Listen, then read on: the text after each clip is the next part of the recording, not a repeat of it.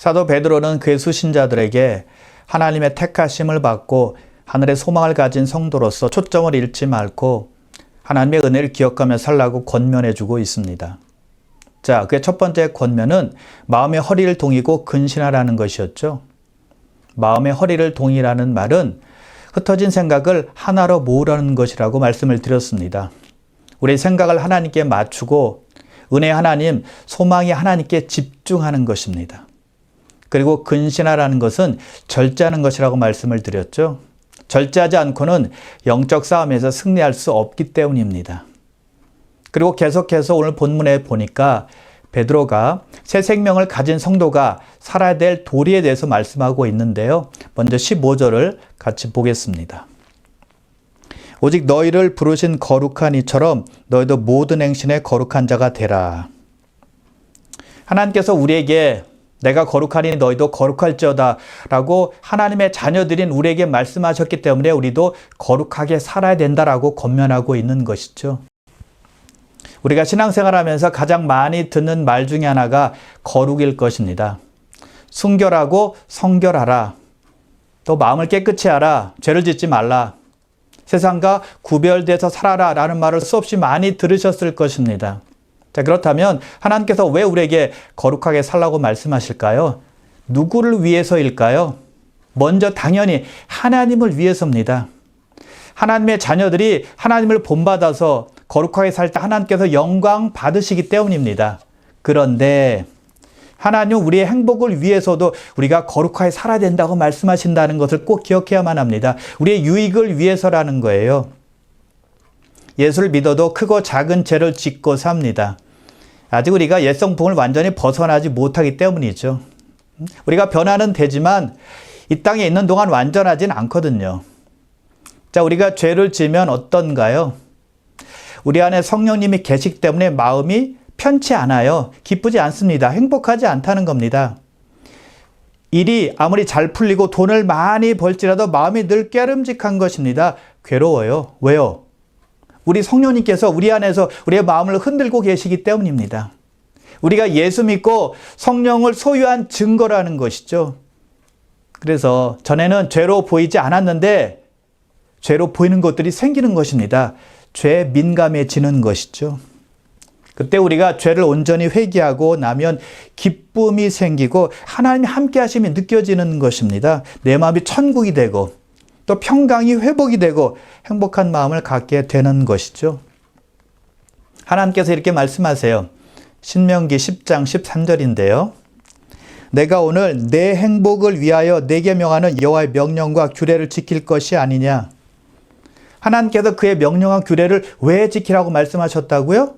우리의 행복을 위해서 지키라고 말씀하고 있다는 것입니다. 말씀대로 거룩하게 살아라 라고 말씀하시는 것입니다. 그래서 그 말씀대로 순종하면 우리에게 행복이 임한다는 것입니다. 기쁨이 임하고 즐거움이 임한다는 겁니다. 평안이 임하는 것이죠.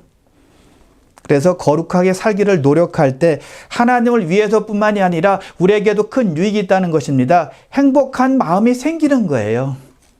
그래서 하나님께서 우리에게 내가 거룩하니 너희도 거룩할지어다 라고 말씀을 하신 것입니다. 자, 예수 믿는 사람들은 거룩하도록 부르심을 받은 사람들입니다. 그래서 그리스도인들은 세상의 악함을 멀리하고 구별되이 살아야만 합니다. 자, 그런데 문제가 있어요. 무슨 문제인가 하면 우리는 세상 안에서 살아가야만 한다는 것입니다. 싫어도 그렇게 해야만 하는 것입니다. 그런데 이 세상은 어떤 세상이죠? 하나님께 호의적이지 않은 세상입니다. 심지어 하나님을 대적하는 세상이에요. 수많은 문화가 난무해서 우리를 유혹하고 우리를 죄짓게 하는 세상이잖아요. 그래서 하나님의 말씀과 하나님의 법을 무시하는 사람들과 그리고 하나님을 거역하는 사람들과 함께 얼굴을 맞대고 어깨를 맞대고 살아야 된다는 것이죠. 그게 힘든 거예요. 예수 믿는 사람들끼리만 살면 얼마나 좋겠어요. 가치관이 같고 삶의 목적이 같으니까 얼마나 행복하겠어요. 근데 그게 아니라는 것입니다. 성경은 이렇게 말씀하죠. 이 세대를 본받지 말라. 이 세상의 더럽고 악한 문화를 닮지도 말고 따르지도 말라는 거예요. 그렇다면 우리가 보던 TV도 다 던져버리고 또 우리가 사용하던 인터넷도 끊고 또 전화기도 스마트폰이 아니라 옛날 구식폰으로 사용해야만 할 것입니다. 왜냐하면 그런 문화적인 생활 방식이 우리로 하여금 세상 나쁜 문화를 접하게 하고 닮아가게 하고 따라가게 하기 때문입니다. 그것을 무시할 수 없는 거죠. 부인할 수 없는 겁니다. 그렇게 됩니다. 그렇다고 해서 그런 방식을 다 무시하고 구석기 시대 방식으로 살아갈 수는 없는 노릇입니다. 그래서 거룩하지 않은 세상에서 거룩하게 산다는 것은 굉장히 힘든 일이라는 거예요. 그렇다면 세상 문화가 침투되지 않는 깊은 산골짜기나 아니면 무인도 가서 살아야 되나요? 그럼 해결이 되나요? 그것도 해결책이 아닙니다. 왜냐하면 성경과 상반되는 말이기 때문이에요. 예수님께서 말씀하시죠. 세상에 빛과 소금의 역할을 감당하라. 아무도 없는 곳에서 어떻게 세상의 빛과 소금의 역할을 감당할 수 있겠으며 우리 안에 계신 예수님의 빛을 사람들에게 어떻게 비출 수 있겠습니까? 안 된다는 거예요. 예수님께서 말씀하십니다. 이같이 너희 빛이 사람 앞에 비치게 하여 그들로 너희 착한 행실을 보고 하늘에 계신 너희 아버지께 영광을 돌리게 하라. 우리 안에 있는 주님의 빛을 사람들에게 비춰야 되는 것이고 우리의 착한 행실을 통해서 사람들로 하여금 하나님께 영광을 돌리게 하는 것, 그것이 우리의 책임이요 사명이요 우리의 삶의 목적이 되어야 한다는 것입니다. 그래서 우리는 세상을 피하는 것이 아니라 세상으로부터 도피해서 우리끼리 따로 사는 것이 아니라 더불어 사는 것입니다. 그러나 구별되어서 빛과 소금의 역할을 하면서 하나님께 영광을 돌리며 살아야 한다는 것이죠. 세상 사람들과 함께 살지만 거짓 문화에 타협하거나 동요되는 것이 아니라 하나님의 자녀의 정체성을 잃지 않고 살아가야 한다는 것입니다. 그것이 우리가 이 땅에서 거룩하게 구별되게 사는 삶의 방식이라는 것이죠. 그런데 감사한 것은 하나님께서 이 거룩함을 우리 스스로 이뤄가라고 요구하시지 않는다는 겁니다. 우리 스스로는 할 수 없기 때문이에요. 우리 스스로 세상 유혹을 이기기는 정말 힘들거든요. 우리 안에 계신 거룩한 성령께서 우리가 바른 선택과 바른 결정을 할 수 있도록 도와주신다는 것입니다. 그래서 우리는 성령 의지에서 간구해야 되는 겁니다. 시험에 빠지지 않도록,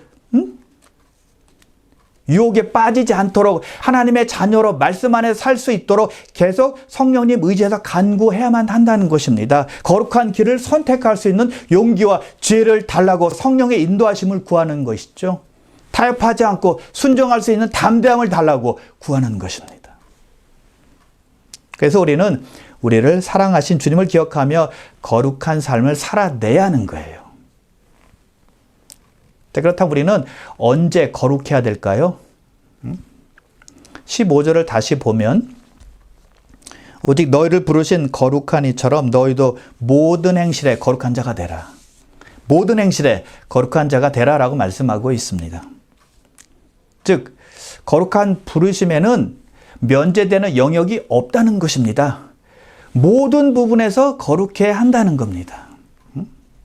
예배드릴 때뿐만이 아니라 일터에서도 거룩해야 되고 목사 앞에서뿐만이 아니라 성도 앞에서도 다른 사람들 앞에서도 거룩해야 되고 교회 안에서뿐만이 아니라 세상에서도 거룩해야 된다는 것입니다. 즉 하나님 앞에서뿐만이 아니라 사람에게도 세상에게도 거룩함이 있어야 된다는 것입니다. 구별되어야 한다는 거예요. 거룩함을 교회 안에서만 한정짓지 말고 삶의 모든 부분에서 이루어 나가야 한다는 것이죠. 성경은 말씀합니다. 먹든지 마시든지 무엇을 하든지 다 하나님의 영광을 위하여 하라. 먹고 마시는 평범한 일까지도 하나님의 영광을 위해서 하라는 것입니다. 즉 거룩한 일은 일상에서 이루어져야 된다는 거예요. 그래서 모든 행실에 있어서 거룩한 자가 되라고 말씀하고 있는 것입니다. 자, 그렇다면 우리는 왜 거룩하게 살아야만 할까요? 하나님의 자녀이기 때문입니다. 그것이 우리가 거룩해야 될 이유입니다. 예수님의 육신의 부모인 요셉과 마리아가 매년 예루살렘에 가서 유월절을 지냈습니다. 예수님께서 12살 되던 해에도 역시 요셉과 마리아는 예수님을 데리고 예루살렘에 가서 유월절을 지냈습니다. 그리고 유월절을 지내고 돌아오는 길에 예수님이 없어진 사실을 알게 되죠. 3일 동안 찾았는데 예수님이 없는 것입니다. 3일 만에 찾아왔는데 예수님께서 어디 계셨습니까? 성전에 계셨어요. 성전에서 선생들과 대화를 하고 있었다는 것입니다. 근심함으로 너를 찾았다라고 부모가 말하니까 예수님께서 이렇게 말씀하십니다. 내 아버지 집에 있어야 할 줄을 왜 알지 못하셨나이까? 예수님은 자신이 누구신지 정확히 알고 계셨다는 것입니다. 피조물이 아니라 창조주이시고 스스로 영원히 존재하시는 분인데 육신의 몸으로 이 땅에 나타나신 거예요. 그래서 예수님의 아버지는 요셉이 아니라 하늘에 계신 하나님이라는 것입니다. 물론 우리 예수님께서는 육신의 부모 요셉과 마리아에게 순종하셨어요. 그러나 예수님은 항상 자신을 하나님의 권위 아래 두셨고 죽기까지 하나님 아버지께 복종하셨다는 것이죠. 그래서 십자가에서 죽으신 것 아닙니까? 그래서 베드로전서 2장 21절에 보니까 이렇게 말씀하고 있죠. 너희에게 본을 끼쳐 그 자취를 따라오게 하려 하셨느니라. 예수님께서 하나님 아버지께 순종하신 것처럼 우리도 그 자취를 따르게 하기 위해서 예수님께서 본을 보이셨다는 것입니다. 예수님께서 하나님 아버지께 순종의 자식으로 사신 것처럼 우리도 하나님 아버지께 순종의 자식이 되어서 살아야 된다라고 권면하고 있는 것이죠. 그래서 베드로가 14절에 보니까 이렇게 말하고 있는 것입니다. 너희가 순종하는 자식처럼 전에 알지 못할 때 따르던 너희 사역을 본받지 말라. 그렇다고 해서 하나님께서 명령하신 것을 어기면 벌 받을까 봐 두려워 떨면서 순종하라는 얘기가 아닙니다. 큰 사랑을 받았고 그래서 우리도 하나님을 사랑하기 때문에 순종하라는 것입니다.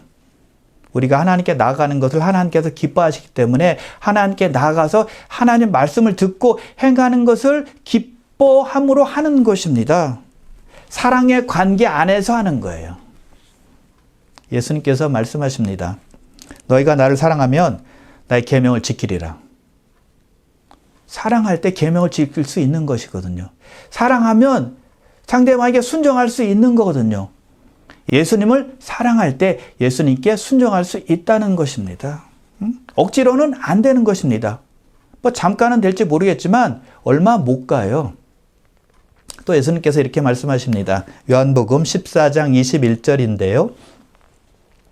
나의 계명을 지키는 자라야 나를 사랑하는 자니 나를 사랑하는 자는 내 아버지께 사랑을 받을 것이요 나도 그를 사랑하여 그에게 나를 나타내리라. 사랑해서 예수님의 말씀을 따를 때 예수님도 그를 사랑한다는 것입니다. 그래서 예수님께서 하나님 아버지께 순종의 자식이 된 것처럼 사랑받은 우리도 하나님의 자녀가 된 우리도 하나님께 순종의 자식으로 살아야 된다라고 말씀하고 있는 것이죠. 자, 14절을 다시 보면 이렇게 말씀하고 있는데요. 너희가 순종하는 자식처럼 전에 알지 못할 때 따르던 너의 사역을 본받지 말라. 베드로는 그의 수신자들이 순종하는 자식이 되었기 때문에 과거에 가졌던 욕심을 따라 살지 말라고 권면하고 있는 거죠. 자, 여기서 순종하는 자식이 되었다라는 말은 순종을 본질적인 속성으로 갖게 되었다는 말입니다.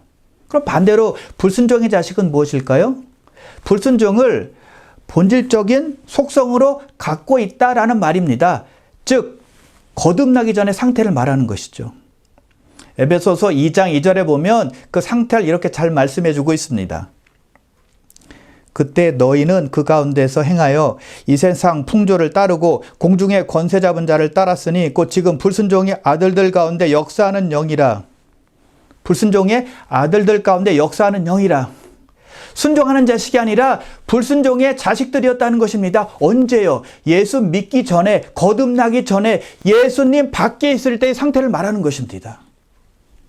그런데 예수님을 영접하고 나면 원래는 불순종의 자식이었지만 순종하는 체질로 바뀐다는 것입니다. 본질이 바뀌는 거예요. 그래서 우리가 순종의 자식이 된 줄로 믿으시길 바랍니다. 자, 그렇다면 우리는요, 순종이 불순종보다 더 쉽고 편한 사람이 되었다는 뜻입니다. 그래서 하나님께서 베드로를 통해서 그의 수신자들에게 그리고 우리들에게 과거 욕심대로 살지 말라고 권면하고 있는 것입니다. 왜요? 하나님의 자식, 순종의 자식들이 되었기 때문이죠. 그런데 아직도 말씀을 따르는 것보다 세상 따르는 것을 더 기뻐하고 더 즐거워하고 더 편한 사람들이 있습니다. 또 하나님을 섬기는 것보다 세상 인기와 세상 명예와 세상 유행을 더 따르고 더 그게 매력적이라고 생각하고 더 집착하고 매달리는 분들이 있습니다. 그런 분들은 자신의 본성을 순종해서 불순종으로 바꾸려는 사람들입니다. 불순종의 자식에서 순종의 자식으로 변화되었지만 원래대로 돌아가려고 안간힘을 쓰는 것이죠. 얼마나 안타까운 일인지 모릅니다. 고린도후서 5장 17절인데요. 그런즉 누구든지 그리스도 안에 있으면 새로운 피조물이라 이전 것은 지나갔으니 보라 새 것이 되었도다. 우리는 그리스도 안에서 새로운 피조물이 되었습니다. 과거는 다 지나갔고 새 것이 된 것입니다. 불순종의 자식으로 다시는 돌아갈 수 없다는 겁니다. 돌아가서는 안 된다는 거예요. 우리가 어떻게 구원받았는데 어떻게 새 생명을 얻었는지 돌아갑니까? 불순종의 자식에서 순종의 자식으로 만들려고 하나님께서 그 아들을 십자가에 죽이시기까지 하셨는데 어떻게 돌아가냐고요. 과거에 예수를 알지 못할 때는 이기심과 욕심으로 살았지만 이제는 달라졌으니 순종의 자식으로 살아가라는 것이죠. 그래서 우리는 누가 뭐라 해도 본질적으로 신앙을 따라 사는 것이 더 편한 사람들이 된 겁니다. 우리의 거듭난 속사람이 원하는 것은 하나님의 말씀이고 믿음대로 사는 것이고 순종하는 사람이 되는 거예요. 왜요? 순종의 자식이 되었으니까요. 세상을 따라 사는 것이 더 멋지게 보이고 화려하게 보이고 신나게 보일 줄 모르지만 절대 아니라는 것입니다. 왜요? 우리 안에 성령이 들어오셔서 성령이 내주하시기 때문입니다. 우리는 이 세상을 따라 사는 것이 더 이상 즐겁지 않은 존재가 된 거예요. 마귀에게 속지 마십시오. 세상이 더 재밌는 거야, 즐거운 거야, 흥미진진해 라고 우리에게 속삭입니다. 다 거짓말이라는 것입니다. 우리는 세상에 들어가서 쾌락에 빠져도 즐겁지 않은 사람이에요. 만일 과거에 술친구를 만나서 밤새도록 술을 퍼마신다고 생각해 보십시오. 즐거울까요? 그 자리가 기쁨의 자리일까요? 그 자리가 행복의 자리일까요? 전혀 아니라는 것입니다. 전혀 즐겁지 않습니다. 하나님께 죄송할 뿐이죠. 우리는 예배 드릴 때 행복한 사람들이고 찬양 드릴 때 기쁨이 넘치는 사람들이고 하나님 말씀 드릴 때 즐거워하는 사람들이 되었다는 것입니다. 왜요? 순종의 자식이 되었으니까요. 하나님 없이는 한시도 살 수 없는 존재가 된 것입니다. 그러므로 사랑하는 귀한 성도 여러분, 어떠한 상황 속에서도 어떠한 시련 속에서도 어떠한 결정의 순간에도 우리가 할 수 있는 가장 편한 길은 순종하는 것이라는 것을 꼭 믿으셔서 순종의 자식으로 살아가시길 바랍니다. 그리고 구원받고 새 생명 가운데 사는 삶, 은혜를 잊지 않는 삶은 하나님을 두려워하며 사는 삶입니다. 자, 마지막 절 17절인데요. 외모로 보시지 않고 각 사람의 행위대로 심판하시는 이를 너희가 아버지라 부른즉 너희가 나그네로 있을 때를 두려움으로 지내라. 너희가 나그네로 있을 때를 두려움으로 지내라라고 말을 하고 있는데요. 두려워하다라는 말은 경외심을 가지고 두려워하는 것을 말하는 것입니다. 하나님 우리 믿는 제 아버지가 되시죠. 그래서 베드로는 편지를 받는 성도들이 하나님을 아버지라고 부르고 있다고 말을 합니다. 아버지라고 부를 정도로 하나님을 사랑하고 경외하고 존중한다는 뜻이에요. 하나님은 우리에게 멀리 떨어져 계신 분이 아니라 늘 우리와 함께 하셔서 우리를 사랑하시고 은혜를 베풀어 주시고 용서해 주시는 분입니다. 그런 확신이 있을 때 우리가 신앙생활 또 기도생활을 잘할 수 있는 것입니다. 신나고 즐겁게 재미있게 할 수 있는 겁니다. 살아있는 믿음생활을 할 수 있는 것이죠. 예수님께서 제자들에게 가르쳐 주신 주기도문의 첫 부분이 무엇입니까? 하늘에 계신 우리 아버지. 하나님께서 우리들의 아버지가 되셨다는 것입니다. 얼마나 개인적이고 얼마나 친근한 말입니까? 우리는 언제 어디서나 하나님께 나아가서 하나님께 대화할 수 있고 소통할 수 있고 교제할 수 있게 되었다는 것입니다. 하나님의 자녀들에게 큰 특권이요 축복이라는 것이죠. 자, 그런데 베드로가 그의 수신자들에게 그리고 우리들에게 한 가지 알려주는 것이 있습니다.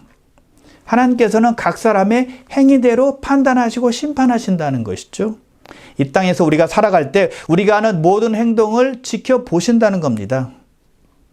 그래서 우리 하나님은 사랑의 하나님이시지만 또한 공의의 하나님이 되신다는 것을 기억하며 살아야 된다는 거예요.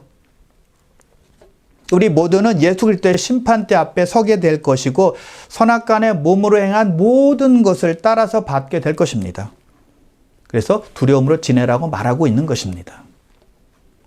하나님은 무소부재하셔서 나의 일거수일투족을 살피시기 때문에 그것을 생각하며 살라는 거예요. 그럴 때 우리는 나에게 주어진 시간을 허비하지 않고 또 행동을 좀 더 조심하고 그리고 죄에 대해서 민감해서 거룩하게 구별되게 살 수 있게 되는 것이죠. 그런 두려움을 가지고 살라는 것입니다. 거룩한 긴장이 우리에게 필요한 것입니다. 그런데 우리가 알아야 될 것은 노예가 무자비한 자기 주인을 보고 무서워서 어쩔 수 없이 덜덜 떨면서 복종하는 그런 두려움이 아니라 경외하는 두려움이라는 것입니다. 거룩한 두려움이라는 거예요. 아버지를 사랑하기 때문에 아버지를 위해서 내가 자진해서 적극적으로 스스로 조심하며 두려움으로 사는 것을 말하는 것입니다. 억지로가 아니라 지금도 사랑과 은혜를 부어주시는 좋으신 하나님께 사랑함으로 감사함으로 자원함으로 두려움으로 사는 것이죠. 그래서 하나님을 두려워하는 마음으로 살아가는 것은 전혀 부담이 되거나 짐이 되지 않는 겁니다. 왜요? 사랑의 관계 속에서 이루어지는 것이니까요.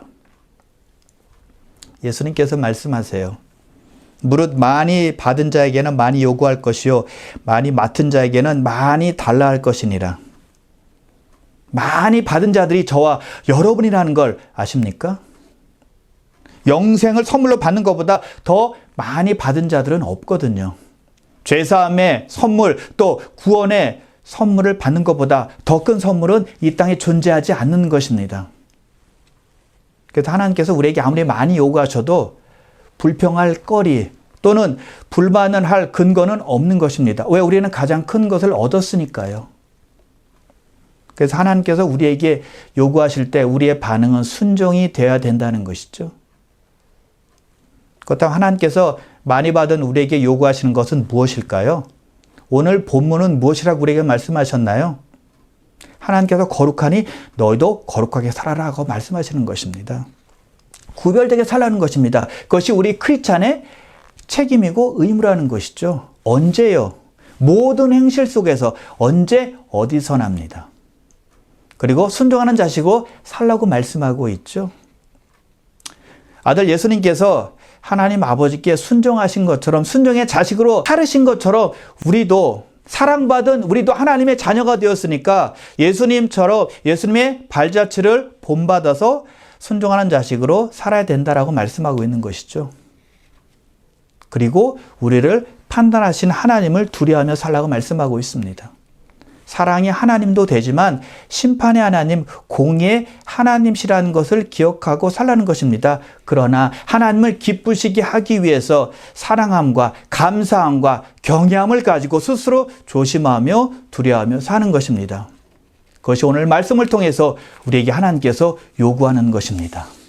그러므로 사랑하는 귀한 성도 여러분, 하나님께서 거룩하기 때문에 우리도 거룩해져서 구별된 삶으로 기쁨으로 순종의 자식으로 살아가시기를 주님의 이름으로 축원합니다.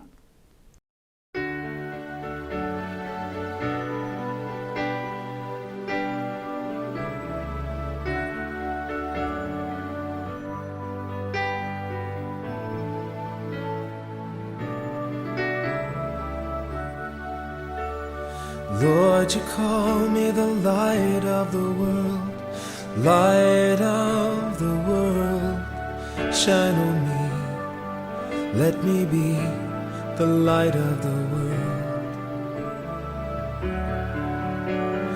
Lord, you call me the light of the world, light of the world, shine on me, let me be the light of the world.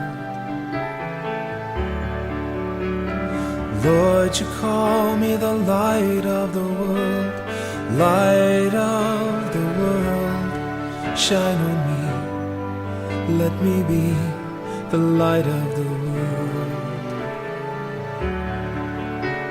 A light that shines in the dark, shines for all the world to see. A city set on a hill cannot be hidden. A light that shines in the dark shines for all the world to see. A city set on a hill cannot be hidden. 나를 세상의 빛으로 부르신 주님 비추소서. 나도 주님의 빛을 비추리라. Oh Lord, 나를 세상의 빛으로 부르신 주님 비추소서. 나도 주님의 빛을 비추리라. Lord, let me be the light of the world. 나를 세상의 빛으로 부르신 주님 비추소서. 나도 주님의 빛을 비추리라. 어둠을 밝히는 빛, 온 세상을 비추는 빛. 산 위에 나를 숨기지 못하네. 어둠을 밝히는 빛, 온 세상을 비추는 빛. 산 위에 나를 숨기지 못하네.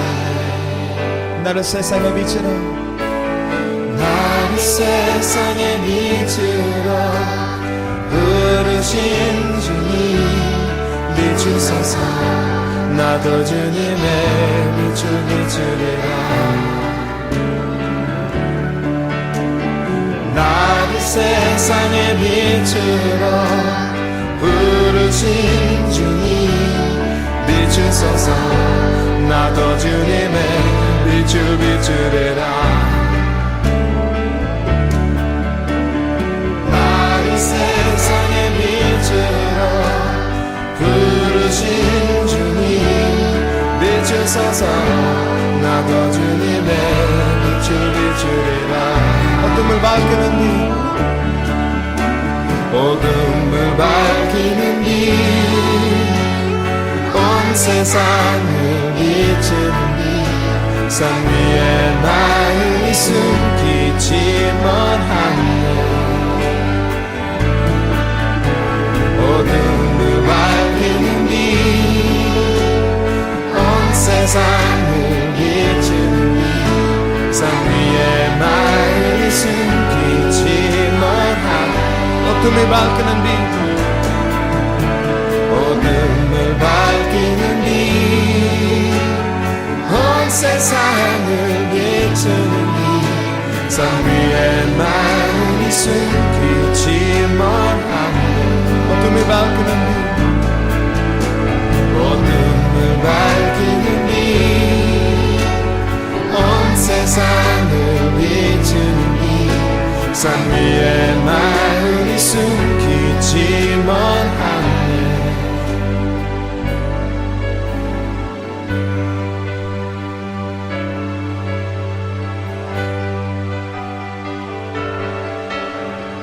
나를 세상의 빛으로 부르신 주님 비추소서.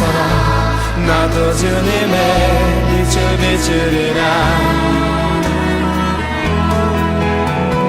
나를 세상의 빛으로 부르신 주님 비추소서. 나도 주님의 빛을 비추리라. 나를 세상의 빛으로 부르신 주님 비추소서. 나도 주님의 빛을 비추리라. Oh, let me be the light. 나를 세상의 빛으로 부르신 주님 비추소서. 나도 주님의 빛을 비추리라. 나를 세상의 빛으로, 나를 세상의